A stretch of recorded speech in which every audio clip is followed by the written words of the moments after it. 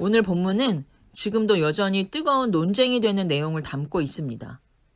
오직 믿음만 있으면 구원을 받는다는 바울파와 구원은 내가 하나님의 주되심을 믿는다 하는 입술의 고백만으로가 아니라 삶으로 그 믿음을 증명해내는 사람에게만 주어지는 것이라는 야고보파가 서로 상충된다고 생각하는 사람들이 많이 있습니다.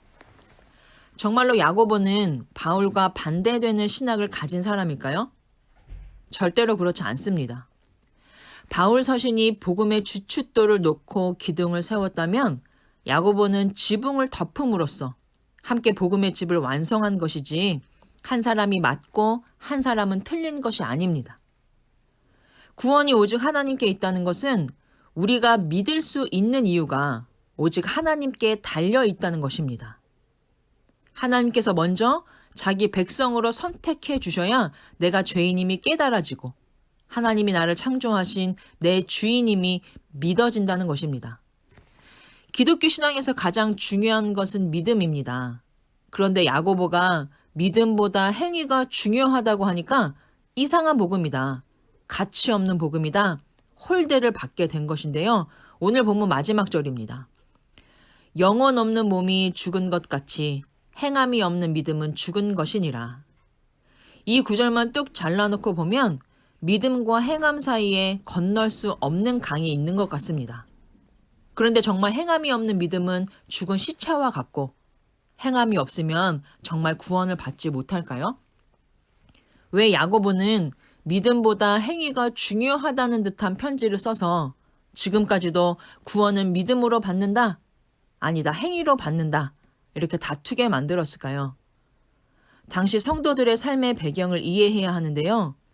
이 당시 예수 그리스도를 믿는 성도들은 헤롯의 핍박을 피해서 고향 땅 예루살렘을 떠날 수밖에 없었고 그래서 대부분 가난했습니다. 야고보서를 읽다 보면 눈에 띄는 단어가 있는데요. 그것은 바로 내 형제들아, 내 사랑하는 형제들아입니다. 야고보는 성도들을 향해 형제 자매라고 반복해서 부르는데요. 그 의도가 무엇이겠습니까?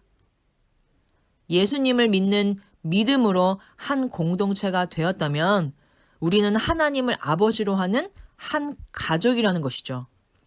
그래서 어제 본문에서는 가족 안에 차별이 있을 수 없다 한 것이고요. 오늘은 가족이 굶는데 보고만 있는 게 말이 되느냐 한탄하는 것입니다. 하나님은 사랑이십니다. 하나님이 당신을 사랑하십니다.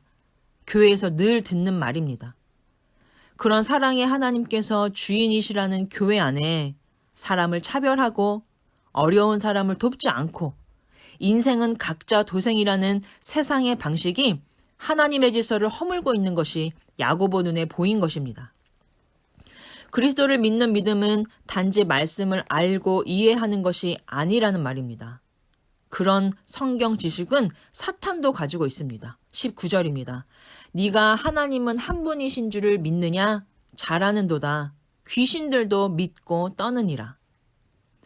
하나님이 하신 말씀에 대해서는 많이 알지만 하나님의 마음은 전혀 헤아리지 못한다면 그것은 하나님과 아무 관계가 없는 사람이라는 의미입니다.